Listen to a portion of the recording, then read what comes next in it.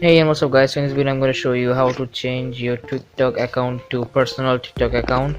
So your account is business account. Now you want to change that account to your personal account. Now, what you need to do is you need to click on your TikTok app and then go to your profile and then just click on that three-line button. Now then just tap on that three-line button, and now you can see there is option called manage account. Now click on it.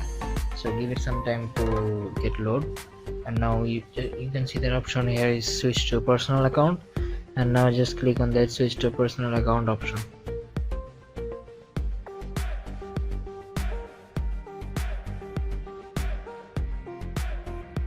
Give it some time to come. Now they will say to some thing about that. Now just click on that switch anyway option. Now click on that switch anyway.